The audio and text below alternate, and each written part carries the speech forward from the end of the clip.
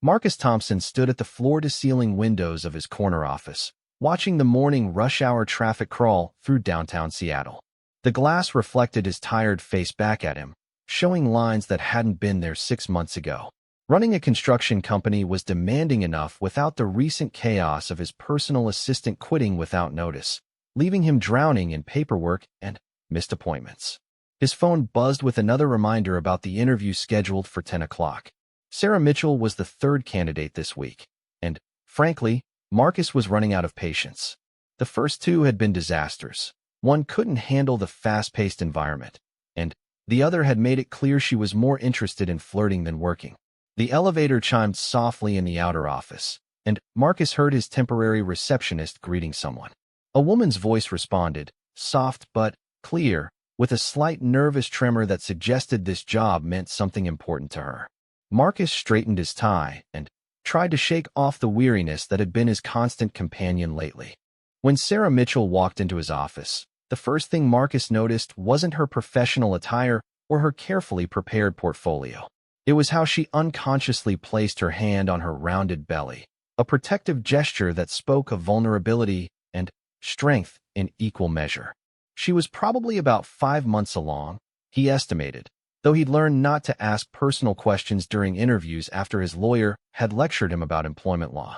Sarah was attractive in an understated way, with auburn hair pulled back in a neat bun and intelligent green eyes that met his directly despite her obvious nervousness.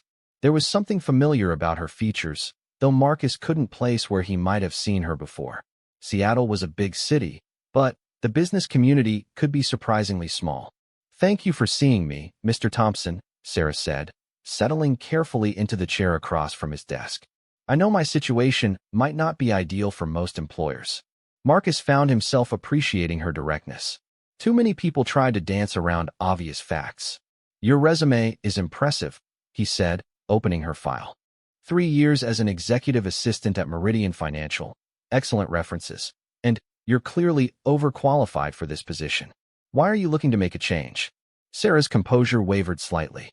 She glanced down at her hands, then back up with renewed determination. "Meridian Financial went through a restructuring. My position was eliminated, and with my pregnancy, finding new employment has been challenging. I need a job, Mr. Thompson, and I'm willing to work harder than anyone else you might hire." There was something in her voice that tugged at Marcus's conscience. He'd built his company from nothing, working 18-hour days, and sleeping in his truck when he couldn't afford rent.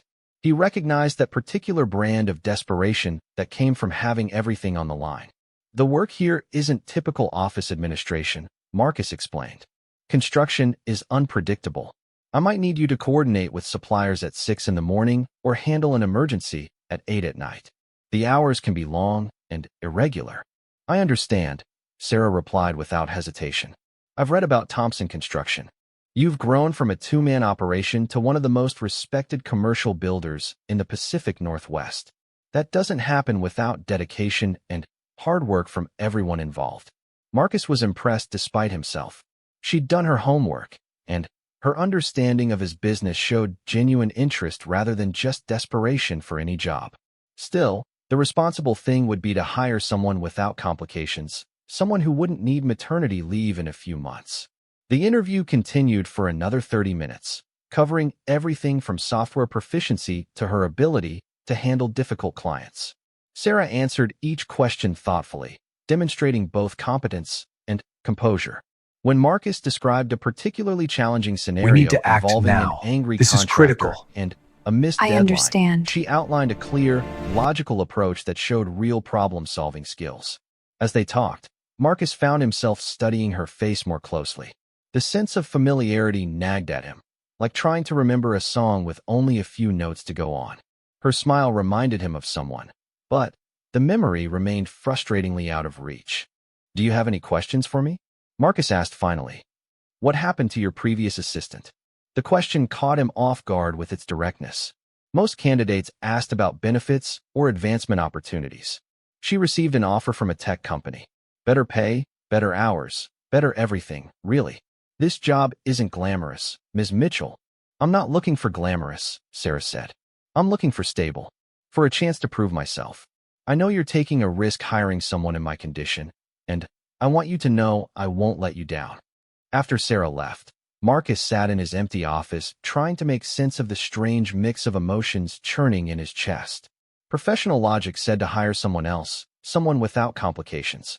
But something deeper, something that had nothing to do with business sense, made him want to give her a chance. He thought about his own mother, who had raised him alone after his father walked out when Marcus was 12. She'd worked 3 jobs to keep them afloat, facing discrimination and condescension from employers who saw a single mother as a liability rather than an asset. Maybe that's why Sarah's situation resonated with him. The next morning, Marcus called Sarah's references. Her former supervisor at Meridian Financial was effusive in her praise, describing Sarah as organized, reliable, and unflappable under pressure. The human resources director mentioned that everyone was sorry to see her go, that the layoffs had been purely financial and had nothing to do with performance. "She's one of those rare people who anticipates problems before they happen," the supervisor had said. "And she has this way of handling difficult personalities that's remarkable. I've seen her defuse situations that would have escalated into major problems." Marcus made his decision before lunch.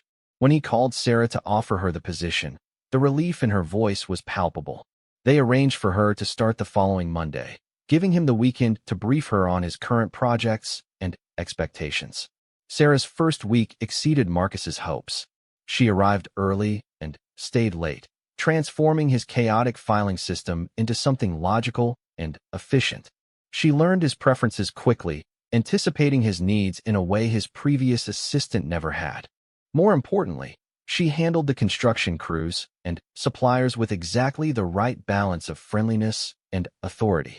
On Thursday morning, Marcus watched through his office window as Sarah diplomatically but firmly dealt with a concrete supplier who was trying to change the terms of their contract. She stood in the parking lot, one hand on her hip and the other gesturing as she explained why the original agreement would stand. Even from a distance, Marcus could see that she commanded respect. The supplier, a gruff man named Pete who had given Marcus's previous assistant nothing but trouble, was actually smiling by the end of their conversation. When Sarah came back inside, she simply handed Marcus the signed delivery confirmation and moved on to the next item on her list, as if defusing potential conflicts was the most natural thing in the world. "How did you do that?" Marcus asked, genuinely curious. Sarah paused in organizing his calendar. "Do what?" "Get Pete to back down without making him feel like he lost face." She shrugged, but Marcus caught a hint of pride in her expression. People usually want to do the right thing. Sometimes they just need someone to help them figure out what that is. As the days passed, Marcus found himself looking forward to coming to work in a way he hadn't in years. Sarah brought an energy to the office that he hadn't realized was missing. She was professional but warm, efficient but not cold. She remembered the names of the workers' children, asked about sick We need relatives, to talk about this right now. somehow managed to make everyone feel valued. The only complication was the growing awareness Marcus felt whenever Sarah was near. It wasn't just appreciation for her work ethic or relief at having competent help. There was something else, something that made him notice the way she tucked a strand of hair behind her ear when she was concentrating, or how her face lit up when she solved a particularly complex scheduling problem. These feelings troubled Marcus more than he cared to admit.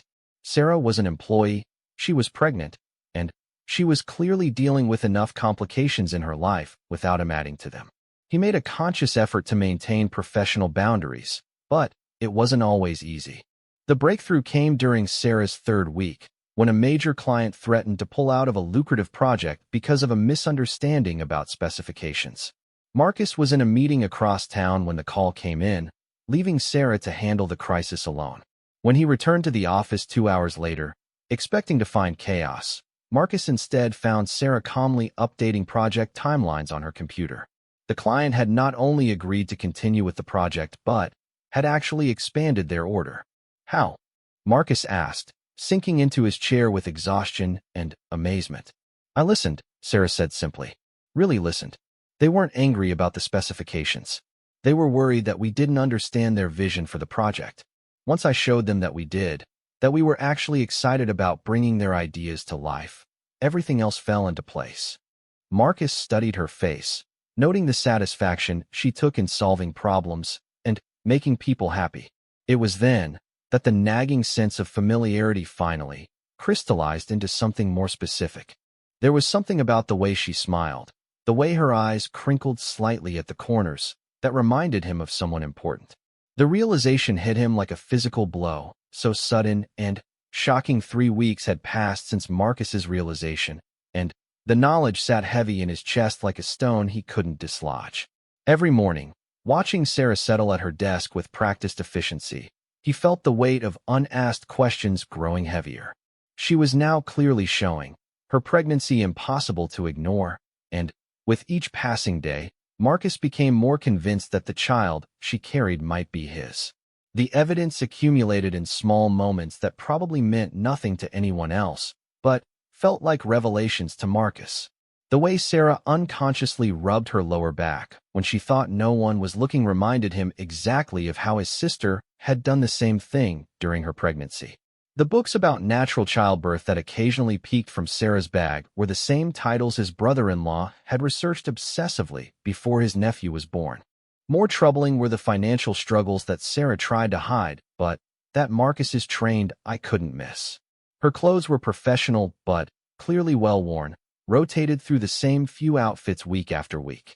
She brought the same simple lunch every day, a sandwich and an apple, and Marcus had noticed her politely declining when the crew ordered pizza or when clients offered to take everyone out for expensive business dinners. One rainy Thursday morning, Marcus arrived at the office early to find Sarah already at her desk, but something was wrong.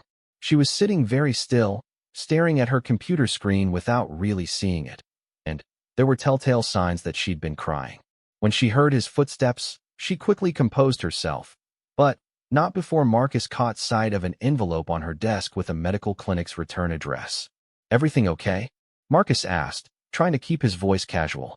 Sarah's smile was forced, the kind of bright expression people wore when they were determined not to burden others with their problems. "Of course, just reviewing the Morrison project timeline. I think we can have the permits ready by next Tuesday if the city planning office gets back to us by Friday." It was a perfect deflection, professional, and specific enough to shift the conversation away from personal matters.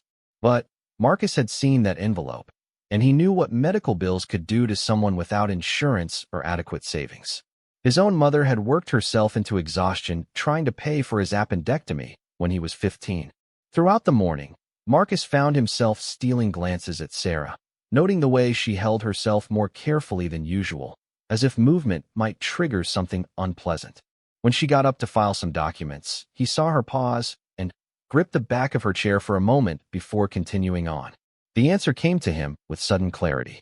Morning sickness didn't always happen in the morning, especially in the second trimester. Sarah was fighting nausea and probably hadn't eaten enough that morning, maybe because she was worried about money or because stress was affecting her appetite. Without overthinking it, Marcus walked to the break room and returned with a sleeve of saltine crackers and a ginger tea that his sister swore by during her difficult pregnancy. He set them quietly on Sarah's desk without saying anything, then retreated to his office as if he'd simply been passing by. Through his partially open door, Marcus watched Sarah discover the items. She looked confused at first, then understanding dawned on her face. For a moment, her professional composure cracked, and Marcus saw something raw and grateful in her expression that made his chest tight. She opened the crackers immediately and nibbled one carefully, closing her eyes as if the simple relief was profound. The gesture seemed to break down some invisible barrier between them. Over the following days, their interactions became less formal, more genuinely friendly. Sarah began sharing small details about her day, mentioning a book she was reading or a documentary she'd watched. Marcus found himself lingering by her desk longer than necessary, ostensibly discussing work, but really just enjoying her company. It was during one of these conversations that Marcus noticed the photo Sarah kept partially hidden beside her computer monitor. It showed a young girl, maybe 8 or 9 years old, with the same auburn hair and green eyes as Sarah. The child was laughing at something outside the frame, her whole face lit up with joy. "Your daughter?" Marcus asked before he could stop himself. Sarah's expression grew complicated, a mix of pride and sadness that suggested a difficult story. My sister, actually. Emma. She lives with my aunt in Portland now. There was clearly more to that story, but Sarah's tone indicated it wasn't something she discussed lightly. Marcus filed the information away, another piece of the puzzle that was Sarah Mitchell's life. A sister she cared about but couldn't take care of, living arrangements that suggested financial or personal complications, another responsibility that probably kept Sarah awake at night worrying. The following week brought the kind of crisis that tested everyone's resolve. A surprise inspection from the city revealed a permit discrepancy on their largest project, threatening not only hefty fines but potential work stoppages that could cost hundreds of thousands of dollars. Marcus spent the morning in heated phone calls with city officials, lawyers, and architects, trying to understand how the error had occurred and what it would take to fix it. When he finally emerged from his office, exhausted and frustrated, Marcus expected to find Sarah looking as stressed as he felt. Instead, she appeared to be in the middle of coordinating what looked like a military operation. She had 3 phone lines going, documents spread across 2 desks, and was somehow managing to track multiple conversations while taking detailed notes. The architect's office is sending over the corrected drawings, Sarah reported without looking up from her rapid typing. I've confirmed that the city inspector will accept them if they're filed before 5 o'clock today. The courier service will pick them up at 3:30, giving us an hour buffer for any last-minute changes. Marcus stared at her, amazed. He'd been preparing for a disaster that could shut down his biggest project, and Sarah had apparently turned it into a manageable logistics problem. How did you even know what to do? I called my friend Jessica, who works in the city planning office, Sarah explained, finally, looking up with a small smile. She walked me through the exact requirements and timeline. Sometimes knowing the right person to ask makes all the difference. The crisis was resolved by 4 o'clock, and that evening Marcus insisted on taking Sarah out for dinner to celebrate. Not a business dinner at an expensive restaurant, but something more personal, a quiet bistro where they could actually talk without worrying about clients or contracts. Sitting across from Sarah in the soft candlelight, Marcus felt the strange duality of his situation more acutely than ever. On one level, this was simply a boss showing appreciation for an employee who had gone above and beyond. On another level, he was having dinner with a woman he was increasingly attracted to, who might be carrying his child, in a scenario that seemed impossible to navigate gracefully. Sarah had relaxed in a way Marcus hadn't seen before, her professional guard lowered just enough to let her personality shine through. She told him about growing up in a small town in Oregon, about her dreams of becoming a teacher before circumstances led her into administrative work, about her love of old movies and terrible cooking shows. What about you? Sarah asked, turning the conversation back to Marcus. What did you want to be when you grew up? Besides building an empire, I mean. The question caught Marcus off guard. It had been years since anyone had asked about his childhood dreams rather than his business plans. A pilot, actually. I was obsessed with planes when I was a kid, used to build model airplanes, and dream about flying all over the world. What changed? Marcus considered the question, thinking about the series of small compromises and practical decisions that had led him away from aviation and into construction. Life, I guess. My dad left when I was 12, and suddenly, dreams seemed like luxuries we couldn't afford. I started working construction summers during high school, discovered I was good at it, and it just made sense to stick with what worked. Sarah nodded thoughtfully. Do you ever regret it? Not pursuing flying. Sometimes, Marcus admitted. But I love what I do. Building things that will last, creating jobs for people, seeing a project go from blueprints to reality. It's satisfying in a way I never expected. As they talked, Marcus found himself studying Sarah's face again, looking for the woman from that charity fundraiser 8 months ago. The similarities were undeniable, but there were differences too. This Sarah seemed more grounded, more serious about life in a way that suggested real struggles rather than temporary setbacks. The evening was interrupted by Sarah's phone buzzing with what was clearly an urgent text message. Her face went pale as she read it, and her hand instinctively moved to her belly in that protective gesture Marcus had come to recognize. I'm sorry, Sarah said, already reaching for her purse. I need to go. Family emergency. Marcus didn't hesitate. I'll drive you wherever you need to go. You don't have to, Sarah. Marcus's voice was gentle but firm. Let me help.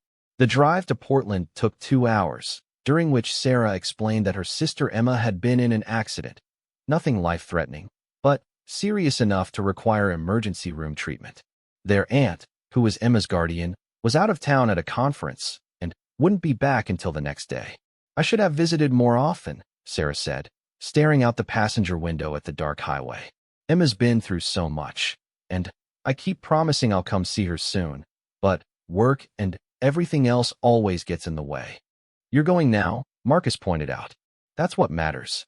At the hospital, Marcus watched Sarah transform once again. The professional woman and the expectant mother both faded into the background as she became a protective older sister, fierce and tender in equal measure. She navigated the hospital bureaucracy with the same efficiency she brought to construction permits. But when she finally saw Emma, pale and frightened but ultimately okay, her composure cracked entirely. Marcus waited in the corridor while the sisters had their private reunion, but he could hear Sarah's voice through the partially open door, reassuring Emma that everything would be fine, that she was there now and wouldn't leave until she was sure Emma was safe and comfortable. It was nearly midnight when they finally left the hospital with Emma discharged the morning after their late-night hospital run. Marcus arrived at the office to find Sarah already at her desk, looking composed despite having gotten only a few hours of sleep. She thanked him quietly for his help the night before, then immediately dove into work as if nothing unusual had happened. But Marcus noticed the circles under her eyes and the way she moved more slowly than usual. Something had shifted between them during that drive to Portland. The professional boundaries were still there, but underneath was a current of intimacy that had nothing to do with romance and everything to do with shared concern and trust.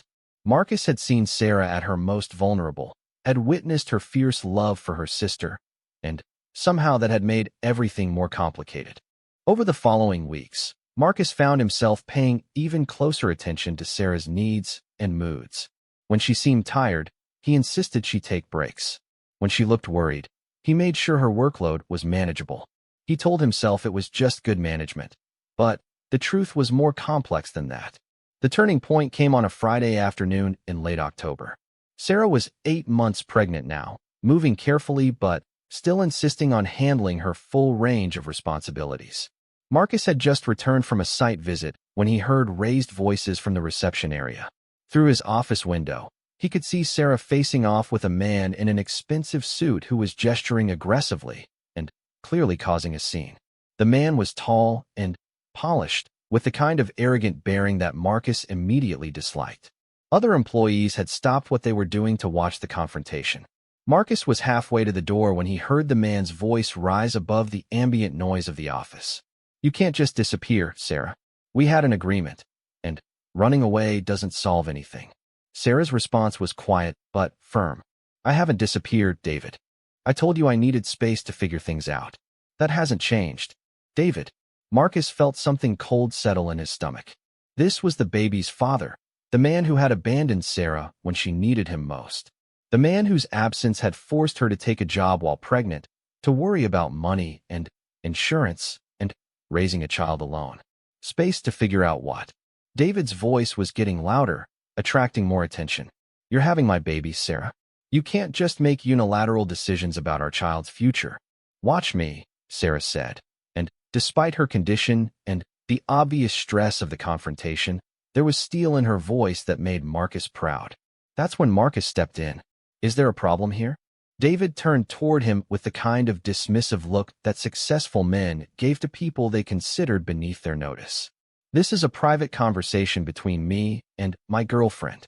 Ex-girlfriend, Sarah corrected firmly. And this is my office, Marcus added, his voice calm, but carrying the unmistakable authority of someone who wouldn't be intimidated. MS. Mitchell is my employee, and I don't allow anyone to harass my staff. David's eyes narrowed as he sized up Marcus, clearly trying to decide whether this was worth escalating. Sarah and I need to discuss our situation. It's none of your business. It became my business when you started shouting in my workplace, Marcus replied. I'm going to have to ask you to leave. For a moment, The two men stared at each other in the kind of silent standoff that could go either way. David was probably used to getting his way through intimidation and social pressure. Marcus was used to dealing with much tougher people on construction sites, where respect was earned through competence and backbone rather than money and connections. Finally, David turned back to Sarah with a look that was half plea, half threat. "This isn't over, Sarah. You can't keep my child from me forever."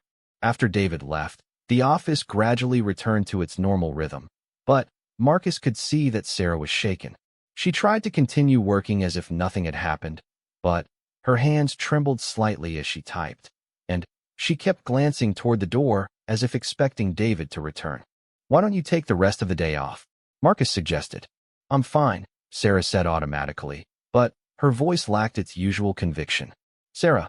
Marcus pulled up a chair beside her desk, abandoning any pretense that this was just a professional concern. "You don't have to handle this alone." Something in his tone seemed to break through Sarah's defenses. She looked at him for a long moment, and Marcus saw years of exhaustion and worry in her eyes. "He wants to be involved now," she said quietly. "After 8 months of nothing, suddenly, he wants to play father." "What do you want?" "I want what's best for my baby," Sarah said immediately, then paused as if realizing how that sounded. "I know that should probably include having a father in the picture, but, David, he's not someone I trust with that responsibility." Marcus chose his words carefully. "Can I ask what happened between you two?" Sarah was quiet for so long that Marcus thought she wouldn't answer. When she finally spoke, her voice was barely above a whisper. "We met at a charity fundraiser about 8 months ago. I was there representing the nonprofit where I used to volunteer, and David was one of the major donors. He was charming, successful, everything I thought I wanted." Marcus felt his heartbeat accelerate, but he kept his expression neutral. "And then?" "And then, I made a mistake," Sarah continued, her cheeks flushing with embarrassment. "I'd never done anything like that before, spending the night with someone I'd just met. But David was persuasive, and I was in a vulnerable place after losing my job. When I found out I was pregnant and tried to tell him, he made it clear that his lifestyle didn't include unplanned children or complicated relationships." The pieces fell into place with devastating clarity. Sarah thought David was the father because she'd been with him that night, but Marcus knew the truth she didn't. The charity fundraiser, the timeline, the way she'd looked when he first hired her, it all made sense now. But there was one detail that didn't fit. "You said you met David at the fundraiser?" Sarah nodded, looking confused by the question. "The Belmont Foundation Gala." "What?" Marcus felt the blood drain from his face. The Belmont Foundation Gala was the same event where he'd spent those hours with a woman whose name he'd never learned, whose face he'd never forgotten. If Sarah had been there representing a nonprofit, and had also met David that night, then— "Sarah," Marcus said carefully, "what time did you leave the gala with David?" "I didn't leave with David," Sarah said, looking even more confused. "I left around 10:30, I think. David and I talked afterward, later that evening." "Why does it matter?" Marcus's mind was racing. If Sarah had left the gala at 10:30, and he remembered talking to his mystery woman until nearly midnight, then they were different people. But that was impossible. He was certain Sarah was the woman from that night. The resemblance was too strong, the timeline too perfect. Unless there was something Sarah wasn't telling him. "Sarah, I need to ask you something, and I want you to tell me the truth. Did you go anywhere else that night after you left the gala?" Sarah's face went very still, and Marcus saw the exact moment when understanding dawned in her eyes. Not confusion anymore, but recognition and something that looked like panic. "Oh God," she whispered. "You were there. At the hotel bar."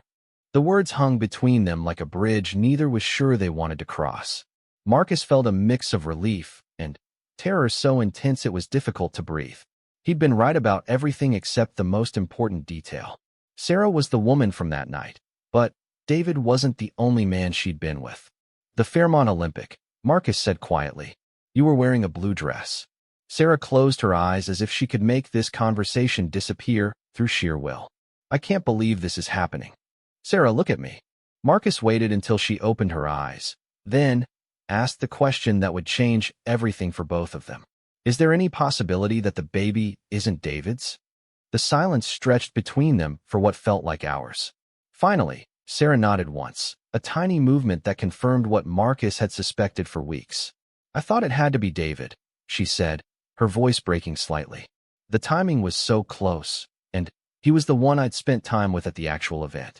What happened with you? That was unexpected, unplanned. I never even knew your last name. Marcus felt a surge of emotions so complex he couldn't separate them.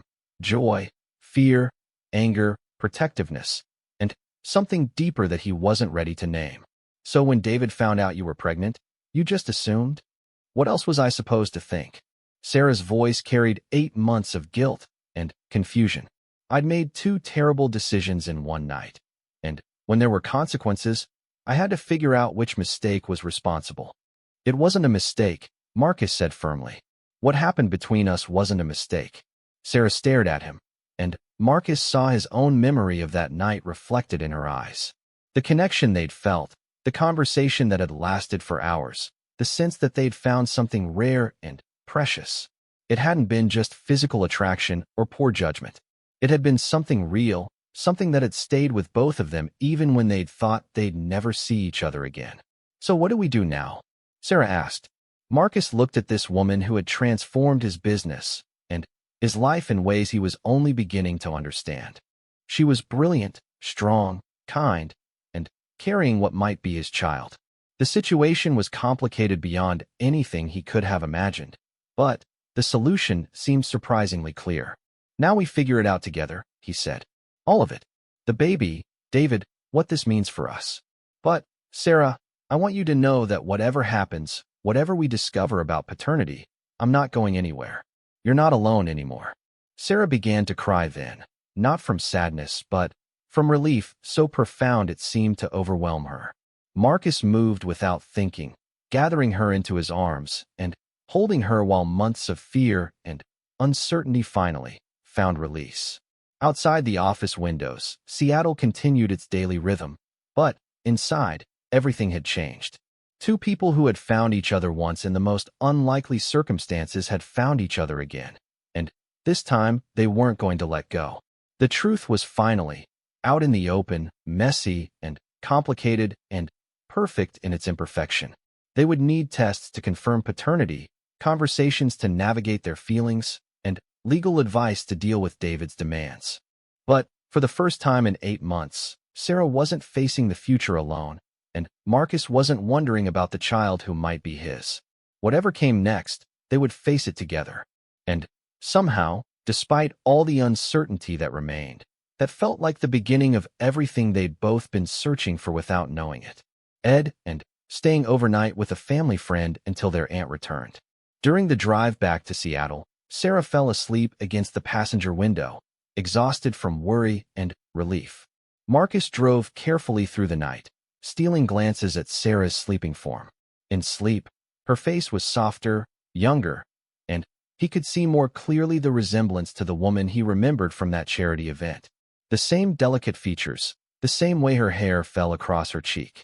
But more than physical similarities, it was Sarah's character that convinced Marcus he was right about their connection.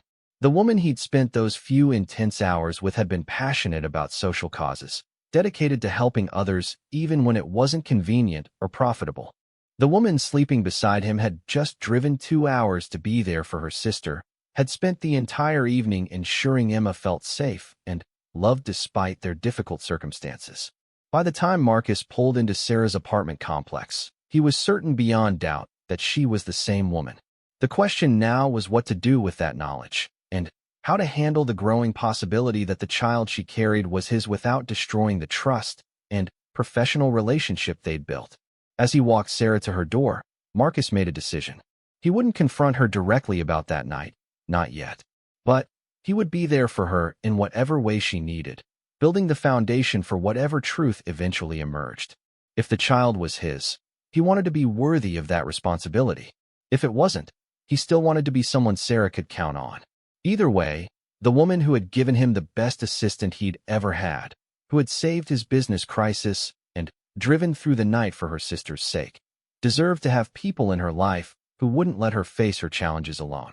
That he actually gripped the edge of his desk. That night, 8 months ago, the charity fundraiser where he'd had too much wine and made a decision that still haunted him. The woman he'd spent those hours with, talking and laughing and eventually much more, had had the same smile, the same laugh, the same way of tilting her head when she was thinking. But that was impossible. The woman from that night had been confident, sophisticated, wearing an elegant dress, and moving through the crowd like she belonged in that world of wealth and influence. Sarah was professional but modest, clearly struggling financially, working because she had to rather than because she chose to. Marcus tried to dismiss the similarity as coincidence, but the more he watched Sarah, the more certain he became. The way she organized his papers was the same methodical approach she'd used to arrange the silent auction items.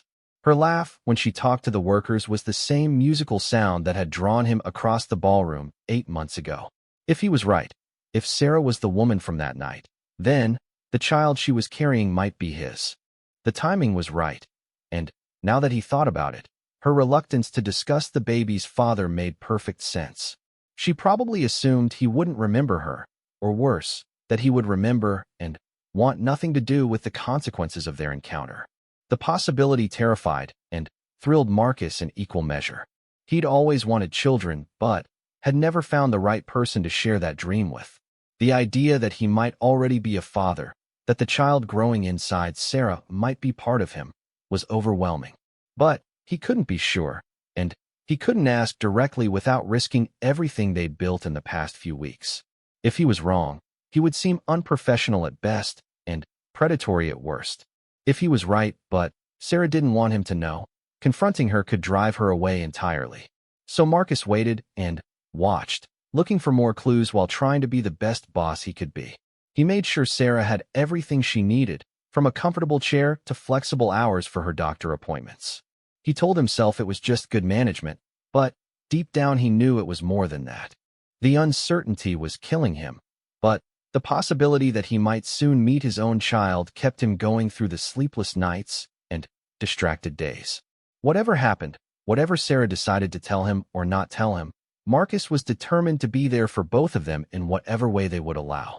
As Sarah's pregnancy progressed and her due date approached, Marcus found himself hoping not just for her success and happiness, but for the chance to be part of something bigger than himself. The chance to be the father he'd always wanted to be, if only he could find the courage to ask the right questions. //